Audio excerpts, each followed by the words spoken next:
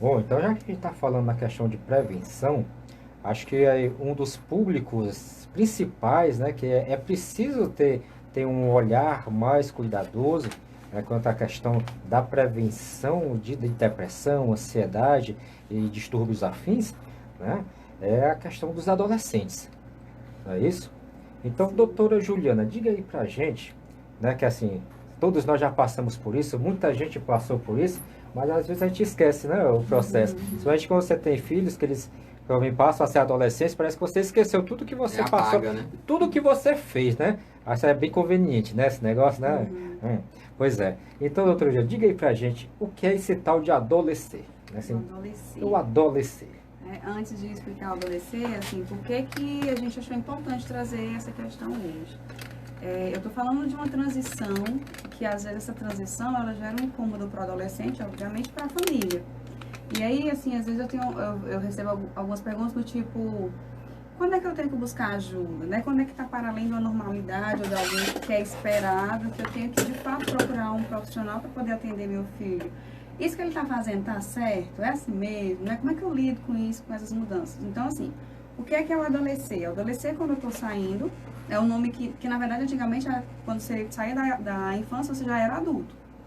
Então, socialmente, eu crio o nome da adolescência para que isso aconteça de uma forma processual, né? E aí eu tenho um adolescente que seria exatamente essa transição da infância para a vida adulta.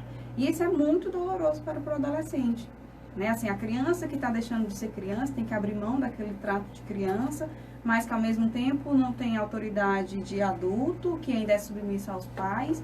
E aí aqueles pais também que é difícil ao adolescer para os pais, porque eles estão saindo daquela criança ideal para a criança real, né? Meu filho, ele, bem, eu queria que ele fosse assim, mas ele não é tão assim, ele é esse real, né? Enquanto o filho também está, poxa, mas meu pai me tratava tão bem, me abraçava, cuidava de mim, agora meu pai está sendo tão chato, né? E isso é natural, porque o pai, ele sai, os pais, né, eles começam a deixar de demonstrar o amor do afeto e eles passam a demonstrar amor pela educação. Então eles vão ter que dizer não, eles vão ter que proibir, né? E é muito difícil para o adolescente escutar isso. Porque o que é que eles querem? Eles querem criar sua própria identidade, tem alguém ali barrando ele através de social, dizendo não, não, não, ou sim, sim, sim. Aí ele não é e nem é. Como assim não é e nem é? Eu nem sou mais criança e nem sou adulta, eu sou o quê? Né? Aí por isso que a gente chama eles de E aborrecente. assim, Porque, eu tô no limbo, É, eu existe tô, tô aquele no meu grande limbo ponto ali de existencial aqui, né? interrogação, né? quem eu sou. E na verdade ali ele está se constituindo, né? E tudo que ele tinha de ferramenta para poder fazer, sair da adolescência e iniciar a vida adulta dele é o que ele vai utilizar de ferramentas cognitivas e emocionais que ele aprendeu com os pais, ele vai usar ali para fazer essa travessia. E é um momento, de fato, muito delicado. Então, é importante para o adolescente, para a escola ou para os pais, saber diferenciar. Quando é que essa transição está sendo uma transição esperada? Ou quando essa transição ela está tendo alguma crise? Ou quando essa transição, de fato, ela está, para além disso, está de uma ordem patológica? Para que eu saiba em que momento eu vou buscar ajuda, para que eu saiba se isso aqui é o esperado ou não.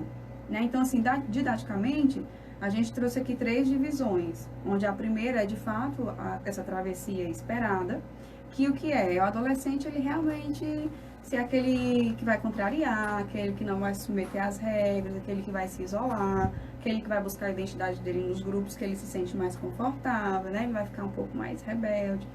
Até certo ponto, isso é normal, certo? Isso é esperado. Por quê? Porque ele está se encontrando, né? Então a gente era assim também. Às vezes a gente não quer assumir, mas a gente era chato também, né? A gente nega. A gente nega até amor. Então, assim, e aí tudo bem, é difícil? É. E aí, assim, é interessante que esse momento, ele põe os pais, assim, numa situação extremamente delicada de realmente utilizar a autoridade dele, né? E a autoridade não é no sentido de ser autoritário, de mandar, mas de utilizar aquele seu autoritarismo, de dizer, Uhum. olha, eu não sou seu amigo, eu sou seu pai e eu tenho o dever, né, de te limitar, eu tenho o dever de te orientar, porque às vezes até sustentar essa posição é difícil para os pais. Né? Assim, mas ele vai ficar muito mal, ele vai ficar triste, falar desse jeito com meu filho, que na verdade, por mais que eles reclamem, eles precisam se sentir acolhidos com isso. E eu escuto muito das mães falando isso para as filhas, né? Ah, eu sou amiga da minha filha. E eu falo, não, né? Você não é amiga da sua filha, você é mãe dela. Por quê? Porque quando você fala de amizade, você coloca uma relação de igualdade. né? E os pais, eles precisam entender que eles são autoridades, né? Então eles precisam e necessitam aí impor aí uma educação, né? Justamente para o desenvolvimento desse adolescente. Agora, vocês acham que isso aí cai muito na questão do pai ideal, pai real, filho ideal, né? Filho real, filho virtual, pai virtual, né? Essas coisas todas. Vocês acham que essa flexibilização, né, que existe dos pais para com os filhos, de sair daquele papel realmente de pais para um papel de amigo, ou às vezes até um papel de nada, né? Que às vezes os pais realmente lavam as mãos com os filhos, né? Não quer saber o que está acontecendo, passa o dia trabalhando, às vezes nem vê o filho mesmo, né? Os filhos, né? Vocês acham que essa distanciação do ideal para o real pode ser também um fator determinante para o desenvolvimento de alguns distúrbios, depressão, ansiedades? Você trouxe duas questões, né? A primeira é da presença desses pais, que o fato de eles estarem trabalhando, às vezes não necessariamente significa falar de uma ausência, né? Vai depender da qualidade desse contato, no momento que eles estão em casa, né? Eu não tomo café da manhã, não almoço com meus pais, eu faço isso na escola, enfim, mas e o jantar? Né? Aquela família, ela precisa propiciar minimamente um ambiente onde todos estejam reunidos para que consigam se olhar, né? Identificar se aquilo ali tá certo. O adolescente, ele tá, vamos dizer assim, na situação esperada, ele tá um pouco mais isolado, tá muito retraído, tá muito no quarto, mas assim, quando a gente tá em momento com todo mundo, eu tô percebendo que ele tá bem, assim, aquilo ali de fato não tá para além, né, do que é esperado. Ou não. Nesse momento eu consigo perceber, né, nesse momento familiar, que sim, tem alguma coisa ali que tá para além, né, assim, não tá tão normal, o que pode estar acontecendo? E aí eu convido, porque assim, essa questão de se aproximar de ser amigo ou amiga, né, dos filhos é delicado, porque a ideia é criar um momento para se conversar, trazer esse filho mais para perto. E não é de uma permissividade, é de um acesso mais fácil. Então, assim, meu filho, ele pode chegar mais fácil até mim, conversar comigo, tirar uma dúvida, falar sobre assuntos mais complexos, enfim, mais íntimos. Mas isso não quer dizer, e nem nos obriga, né, enquanto pais, a minimizar o nosso papel e desutilizar o nosso papel enquanto autoridade ali para aquelas crianças. Então, assim, a ideia é trazer um espaço. Mas eu, enquanto pai, preciso me permitir ser pai. Significar dizer que eu sou essa autoridade não exclui também esse outro lado amigável, né? Sim, né? Esse sim. lado que vai me tornar mais próximo do meu filho, né? Saber usar também, né, esse papel de pai e de mãe é benéfico, porque ele vai sempre encontrar aquela pessoa que me acolhe, que me compreende, mas que também é uma autoridade sobre mim, né? É importante saber equilibrar. E eles precisam desse equilíbrio, né? Que eu consiga ser um pai que ao mesmo tempo eu tenho autoridade e ao mesmo tempo, como que você pontuou, né? Eu tenho meus gestos de amor e carinho, de atenção para aquele criança ou adolescente. Isso tem que ter uma maleabilidade que às vezes os pais, eles têm uma dificuldade, né? Em ter. Mas isso me lembra uma postagem, né, no Facebook, um daqueles memes, né, que aí tinha a notícia lá, né, família fica sem Wi-Fi e filho encontra a mãe depois de um ano, né? Né? Então você vê assim que com o advento do rádio, né, a família se reuniu mais na sala realmente para conversar, e muitas vezes para conversar sobre os assuntos que eram falados no rádio, né? Com o advento da televisão, aí começou a separação, porque as pessoas não conversavam mais entre si, apesar de estarem todos na sala, né? Não conversavam mais entre si e ficavam apenas assistindo a televisão. Com a internet, smartphones, essas coisas, o pessoal saiu da sala, né? Isso. Um trancado no quarto, outro no banheiro, outro na cozinha, né? E apesar de ter toda a facilidade de comunicação, inclusive pelos equipamentos, ninguém se fala, né? Então tem essa questão também do afastamento, que talvez não seja só até pela tecnologia em si, mas assim, seria também pela perda da confiança, né, dos laços familiares entre pais e filhos. Assim, o que é que vocês acham? Né, que esse afastamento e realmente que leva a essa questão acaba levando, né, também não é nada determinante, né, que vocês falaram, acaba levando também para essa questão da pressão. Eu trago muito o que a doutora Miriane falou, assim, tem que saber qual é o meio termo, né? A tecnologia ela vem para agregar, né, trazer, somar, facilitar a nossa rotina, mas aí a gente tem que ser educado e saber transmitir essa educação para as crianças e para os adolescentes. Porque ao mesmo tempo que é uma facilidade, se eu me permito muito estar nessa questão do smartphone, né, eu estou criando uma dificuldade. E aí, assim, às vezes o problema, essa internet, ela dificulta a nossa vida, ou depois do smartphone, ninguém consegue mais conversar. Mas, na verdade, ele só é utilizado através de pessoas. Então, assim, a educação é de quem está utilizando ou de quem está permitindo aquele excesso. Então, assim, de fato é complicado se responsabilizar, é complicado também estar aqui como uma posição de julgamento, mas, de fato, assim, precisa ter um adulto para poder ter um adolescente. Né? Aquela questão, eu não posso me igualar ao meu filho, não posso falar com ele como se eu fosse um outro adolescente. Ele precisa de um adulto, psiquicamente falando, moralmente falando, né? Ele precisa de um adulto. Então, eu tenho que ser o adulto para o meu filho. Tem que ter um referencial, né? Tem que ter um referencial. E esse adulto é que vai colocar e pontuar de forma bem delicada, de uma forma carinhosa, mas ele vai precisar pontuar os limites. Aí chega dessa questão da parte carinhosa, né? Que às vezes é meio complicado esse negócio dessa parte, né? E aí, então, como é que fica a questão da autoridade dos pais nesse sentido, né? Porque, às vezes, o carinho não resolve, né? Às vezes você, filhinho, papai te ama, mas às vezes não funciona, né?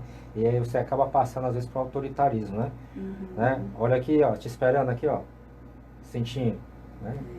É o quanto firme você está levando aquela solicitação, né? Na verdade, vai ser a sua voz, a sua firmeza naquilo ali que você está dizendo. Porque, obviamente, em alguns momentos ele não vai se agradar com o seu não, né? Assim, ele vai dizer que você é chato, ele vai dizer que você morresse, ele vai dizer que você é o pior pai do mundo, porque o pai da amiga dele deixa, você não deixa. E às vezes os pais não conseguem sustentar ouvir essas questões e aí acaba não sustenta. Autoritarismo. Aí disse, poxa, mas que é isso?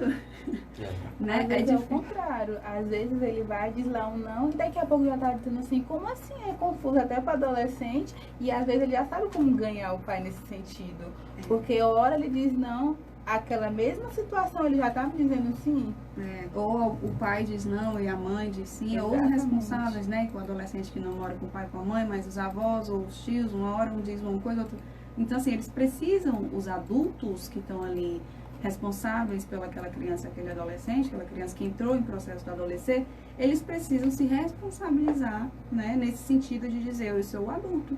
E tem que assumir essa responsabilidade, tem que assumir esse Ele papel, tem que né? assumir essa postura. Não necessariamente isso me dá um espaço para ser um adulto rígido, um adulto bruto ou um adulto insensível. Eu uso toda a questão da sensibilidade, das emoções, mas isso com os limites necessários, né? Até na forma de você dizer o não, né? Por que você está dizendo não? Né? Às vezes o adolescente chega, pai, mãe, eu quero um celular novo. Tá, mas o celular que você tem ainda não funciona?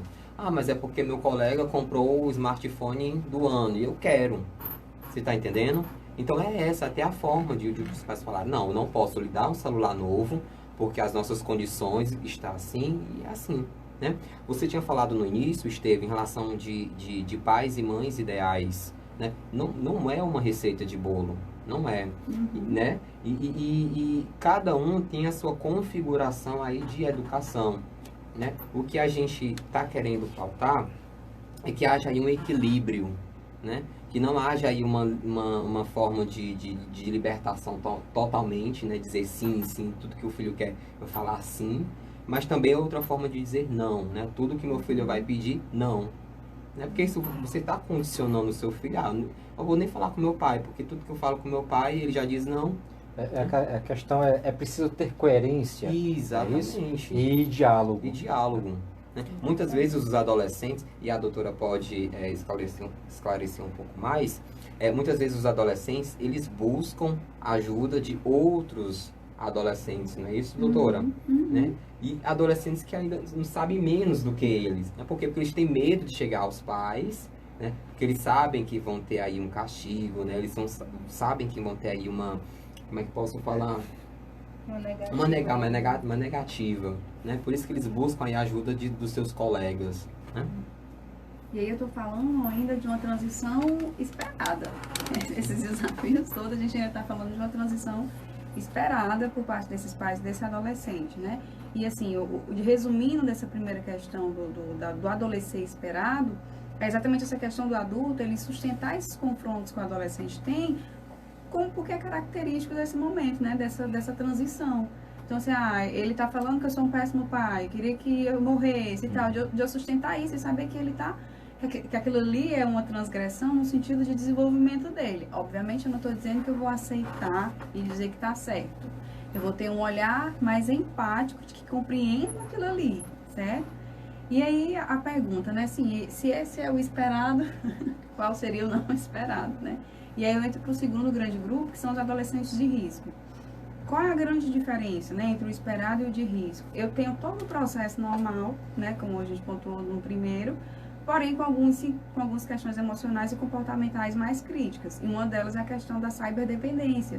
O que é a ciberdependência? É a questão do uso por longos tempos dos smartphones, da internet, dos jogos online. Porque, assim, uma coisa que é importante esclarecer é que a questão, às vezes, não é o jogo, né? Não é o jogo ser violento, não é o desenho ser violento, porque se a gente parar pra pensar, a gente assistia Pica-Pau, né?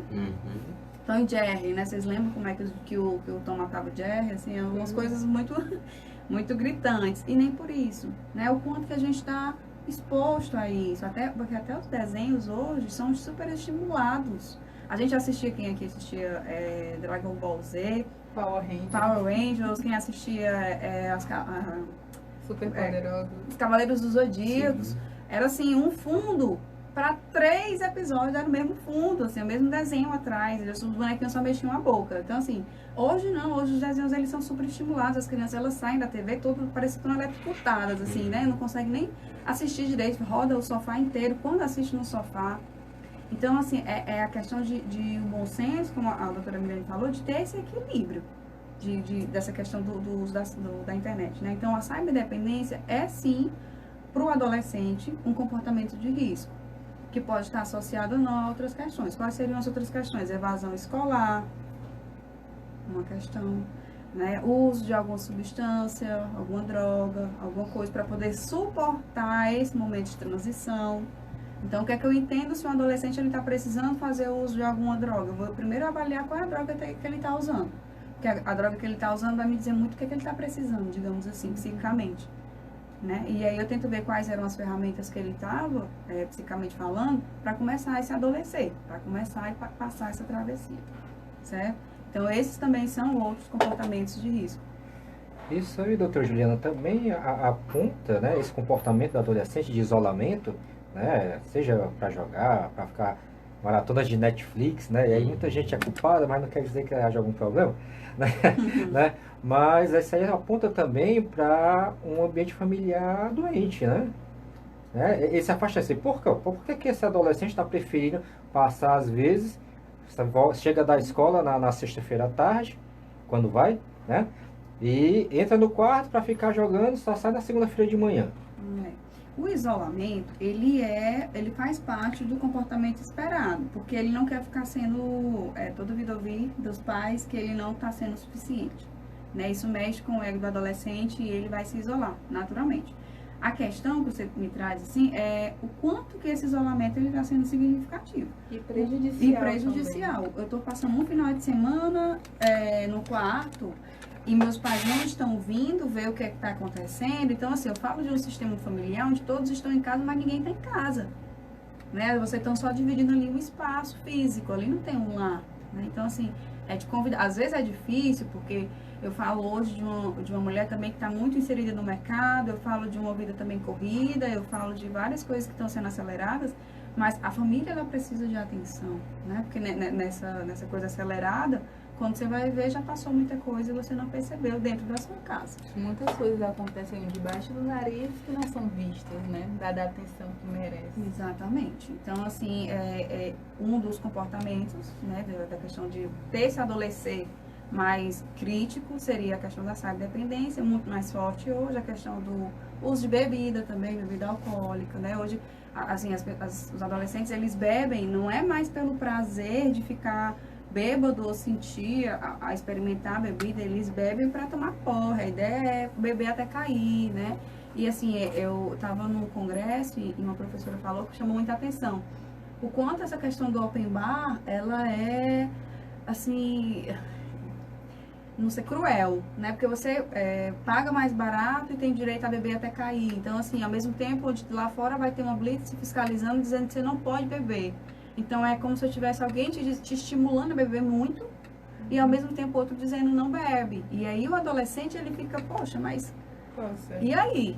Né? Eu me divirto da forma como as pessoas estão me ensinando a me divertir, ou eu não, ou eu vou ser um adolescente... Enfim, realmente é muito delicado as informações que a sociedade vai passando indiretamente, né? Eu estava falando no início, quando eu cheguei aqui na rádio, falando também o adolescente que se relaciona afetivamente mais cedo também, né? Se eu começo a namorar mais cedo, logicamente eu vou iniciar minha vida sexual mais cedo, né? E aí esse adolescente está preparado para vivenciar essa sexualidade da forma correta, né? E aí é outra responsabilidade que também é dos pais orientar, né? Sim. E os adolescentes com depressão, eles estão inseridos nesse segundo grupo, nesse grupo de risco, né? Eu tenho, mas só lembrando, né? Eu tenho 3 grandes grupos. O primeiro é o adolescente esperado, o segundo é o que tem essas questões. Então, assim, eu posso sim, nesse segundo grupo, o adolescente ele não consegue fazer essa travessia de infância para a vida adulta e sim desenvolver uma questão, uma depressão, um transtorno de ansiedade, né, algo assim muito, onde ele se volta para ele para poder se constituir enquanto sujeito, mas ele não volta, ele não se abre de volta, ele não se abre novamente para o social, ele continua fechado, né? E aí sim os pais têm que perceber, poxa, mas beleza, eles não querem ficar muito próximos da gente, né, enquanto pais falando, mas eles não estão próximos de ninguém. Qual o grupo de apoio deles? Porque como o doutor Darlan estava falando, eles vão preferir os amigos, os adolescentes para conversar. Que bom, porque eles estão se identificando, então tendo algum espaço para acolher. Mas quando eles não procuram, ou quando ele procura espaços virtuais. Ou quando ele é rejeitado pela tribo. Sim, também. Ou quando ele é rejeitado pela tribo, que ele tem que ter todo um movimento de procurar uma outra tribo que aceite ele, que ele se identifique com aqueles. Porque às vezes também acontece do adolescente querer ir para uma tribo que ele entende que é onde ele deveria estar, mas não é onde ele realmente gostaria de estar. E aí ele força uma entrada que às vezes ele mexe com a questão da autoestima dele.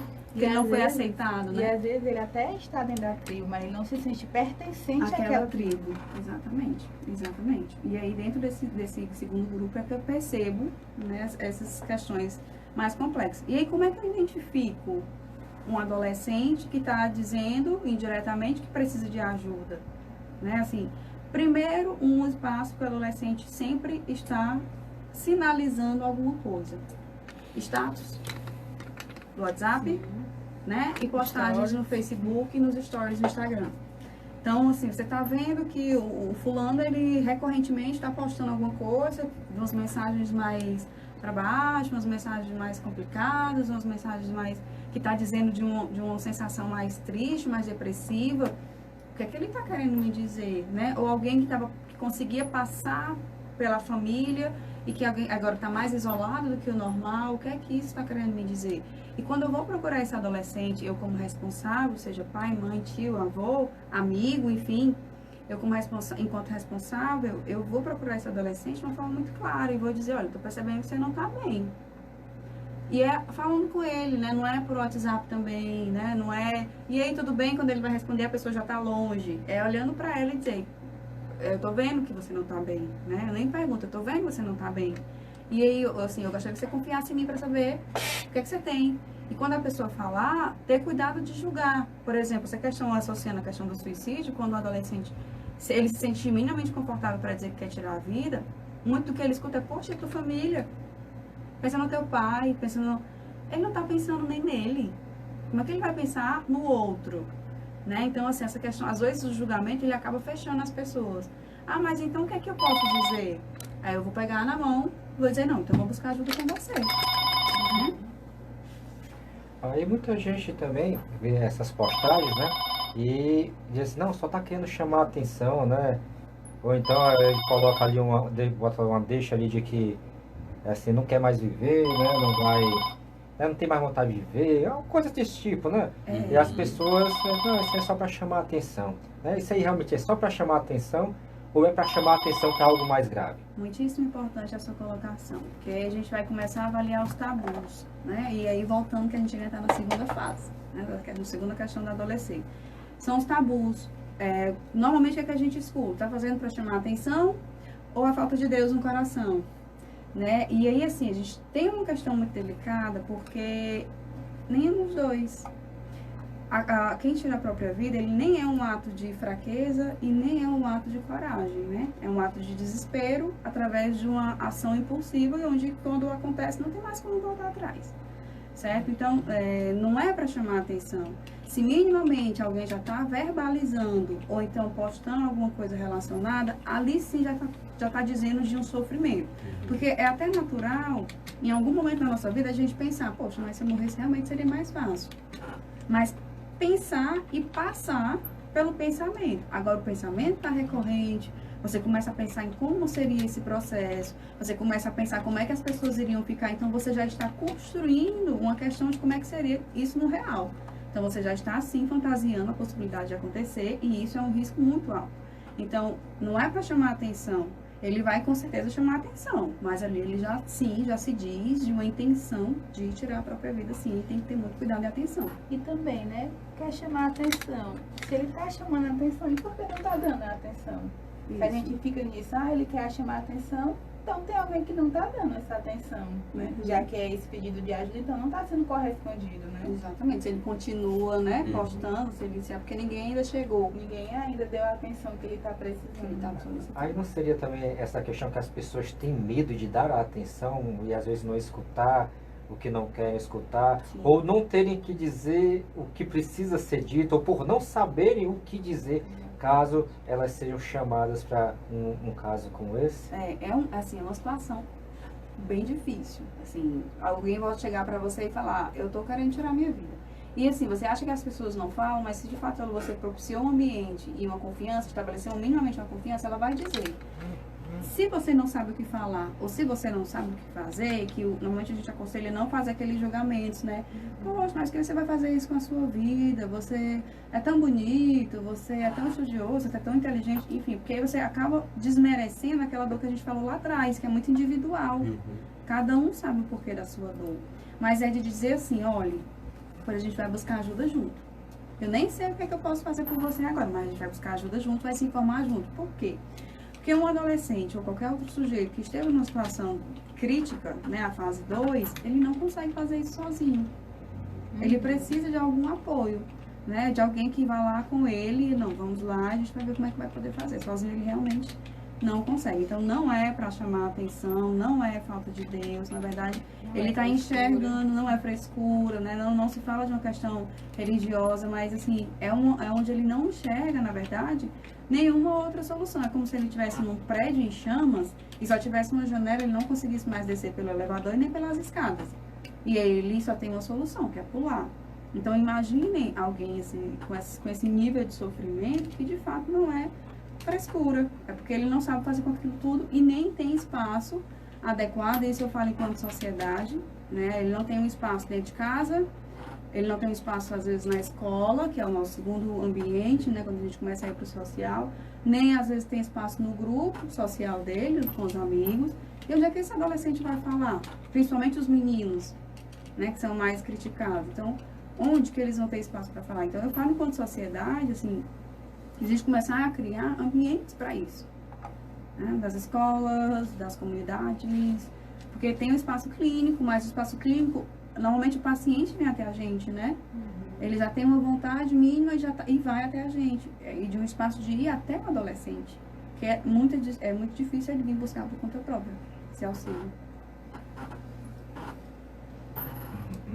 Então, fiquei só fazendo a recapitulação, né? Pra gente deixar isso aí bem sedimentado.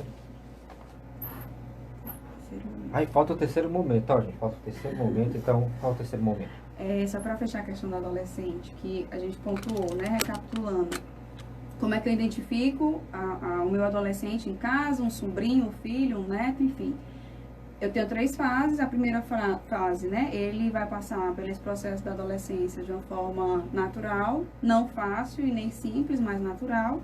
A segunda é quando eu tenho comportamentos de risco, comportamentos e sentimentos de risco.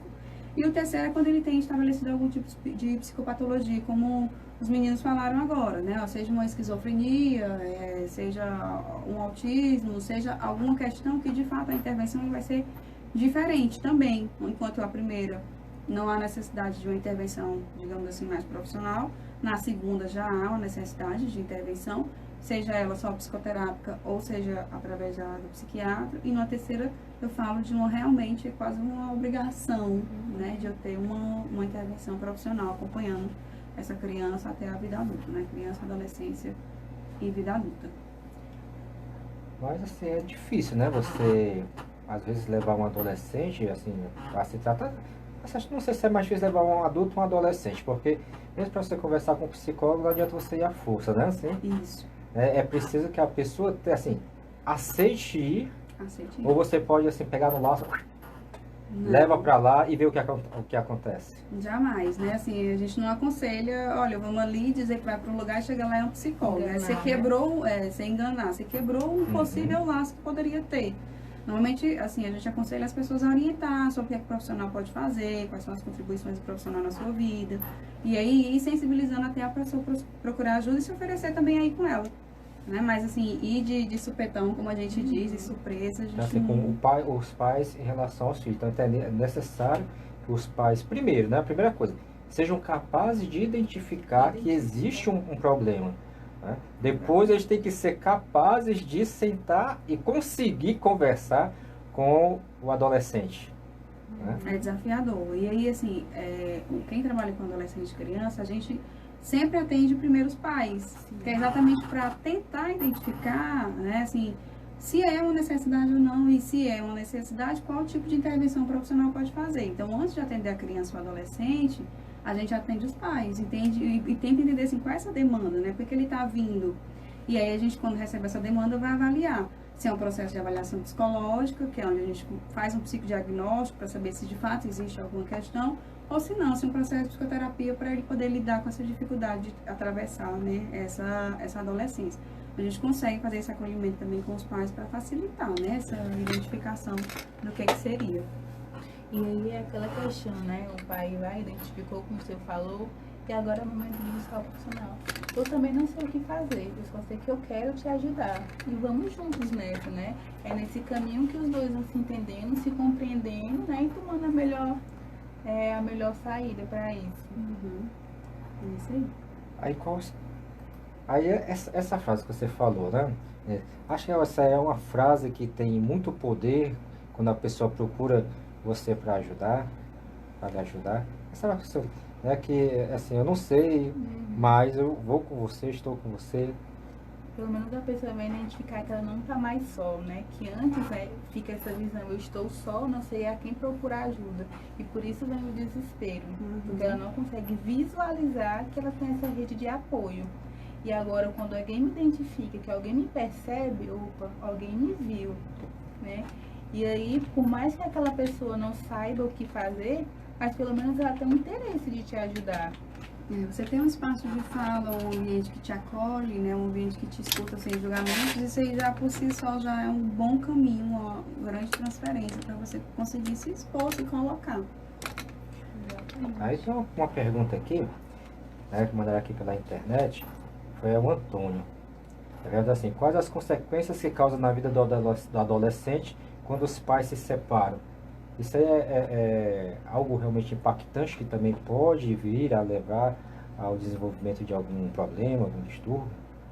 Eu costumo dizer que eu já atendo já há um tempo, né, casais, famílias com pais separados, assim, é muito relativo, é o quanto que os pais conseguem transferir para esse adolescente ou para essa criança a questão dessa separação, né? Eu digo que quando não há uma intenção desse pai de colocar essa mãe, de colocar na verdade essa criança, né, entre os dois, se consegue, apesar de ser um processo de perda da relação desses pais, é um processo mais tranquilo. Se os pais entendem que o que acabou foi o casamento e não a relação deles com o filho, olha, eu não sou mais casado com a sua mãe, mas eu continuo sendo seu pai. E a mãe ao mesmo tempo, olha, eu não sou mais casado com o seu pai, mas eu continuo sendo sua mãe. Se os pais conseguem fazer isso, colocando a criança ou adolescente fora dessa situação conjugal, né, que a gente costuma ouvir também nos consultórios a questão da alienação, né, onde a mãe acaba falando mal do pai para a criança, ou o pai acaba falando mal da mãe para a criança e coloca ela no poder de decidir qual lugar que ela está. Isso é uma tortura. É uma tortura, né? Então, assim, é muito delicado. E normalmente os trabalhos que eu faço é nessa intervenção de que eles perderam a questão do conjugal, né? O parental, o ser pai e mãe ainda está ali. Eles precisam arcar com isso. E se posicionar como pai e mãe dessa criança ainda.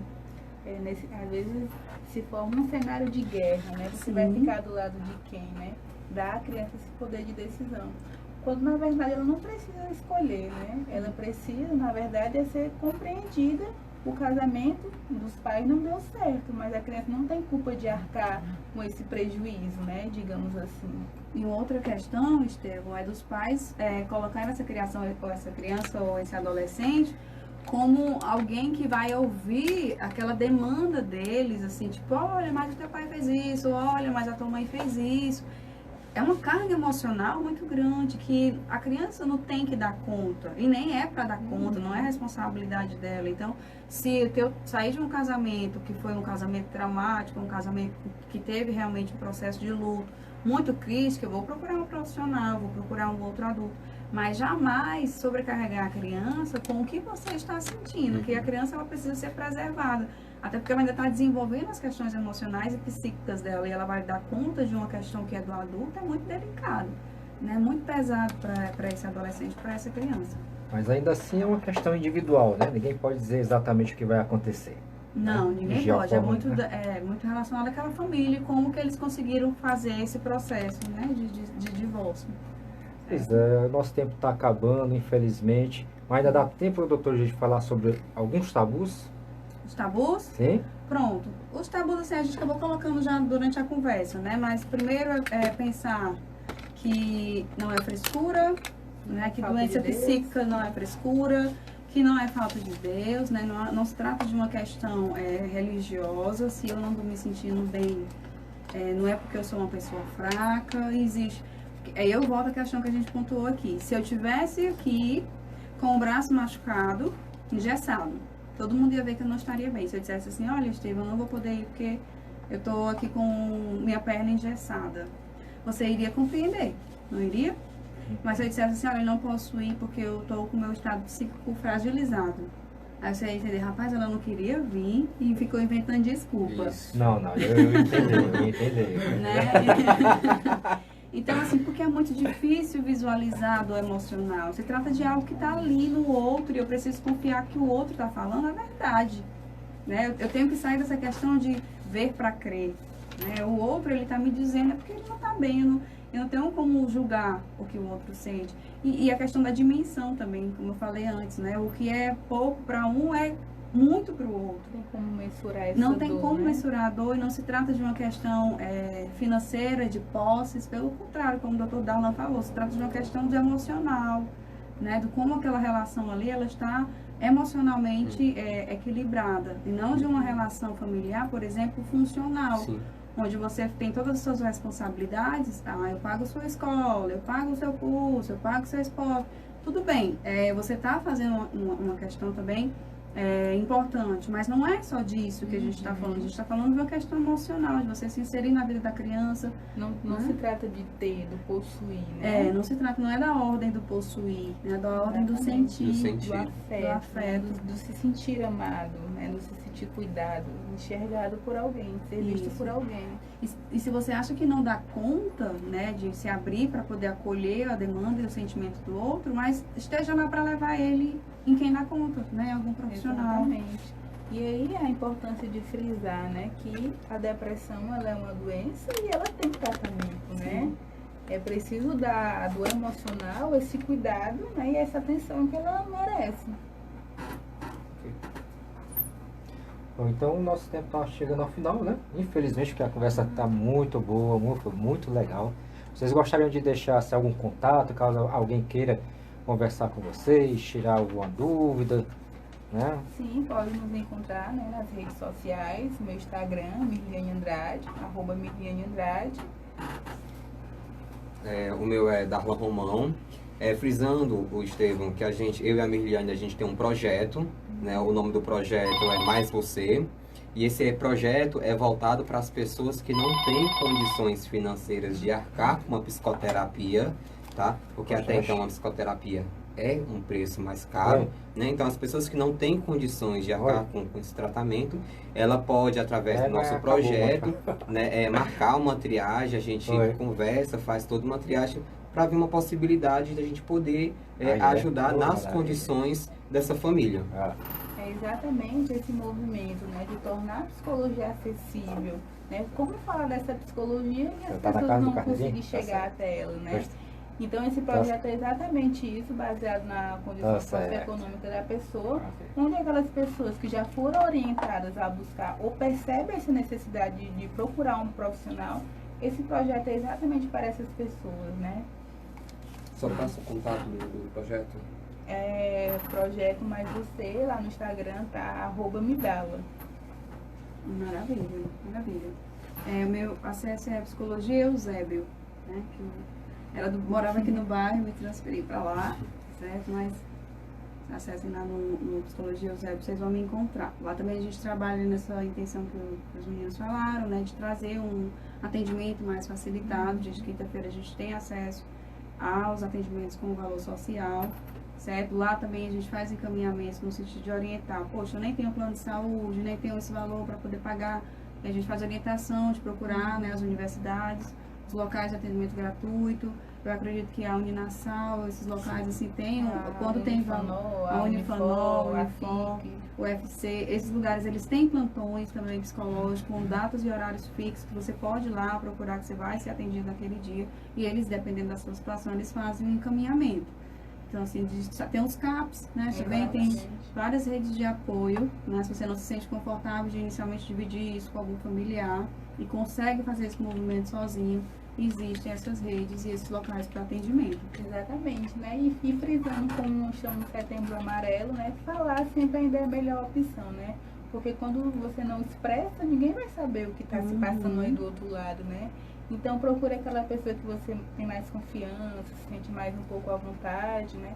Peça ajuda, né? Pedir ajuda ainda assim, ainda é a melhor forma de prevenir, né? Sim. E aí as pessoas que nos escutaram nessa tarde, né? Se sentirem à vontade de nos procurar, pra gente também estar falando em outro momento, disseminando a psicologia, né? Esse é o nosso papel. Convidar para palestrar, né? Convidar para palestrar. Estamos à disposição.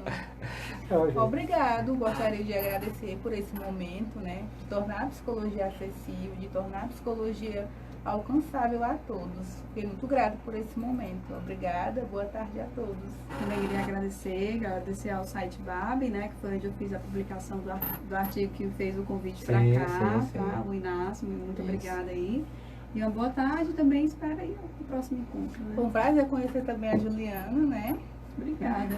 Obrigado aí, Estevão, pelo convite. Eu sei que demorou, né? Mas valeu a pena. Mas valeu a pena, né? E nós esperamos aqui voltar aqui para falar de outros temas importantes, né? Então, muito obrigado a você pelo convite. Eu que agradeço profundamente, né, a disponibilidade de cada um de vocês, né, de virem somar aqui nessa missão, né, do programa de defender a vida, principalmente nesse Setembro Amarelo, né? Porque eu acho que cada conversa que a gente tem, né, e essa aqui também que nós tivemos hoje, podem ajudar a salvar vidas, né? Sim. Nem que seja só uma, mas aí já tá valendo. As pessoas que se identificaram, né, com alguma das nossas falas, né, procure ajuda, procure a nós, entre em contato conosco, né? Nós podemos de alguma forma também ajudar.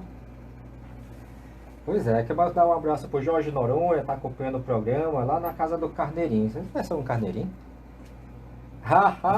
Pois é. Aí mandando aqui o Carneirinho, mandando um abraço aqui, né, para o Darlão, para a Mirgane, mandando aqui para a doutora Juliana, né? Obrigada aí, Carneirinho, pelo apoio. Carneirinho, ninguém vai nem dizer, né, que é o pai dela. Então, o Jorge, Carneiro, é? É, Carneiro. Seu Carneiro, podem sorrir à vontade aqui, que a Juliana também está sorrindo aqui, se estiver acompanhando pela live, aqui pelo site.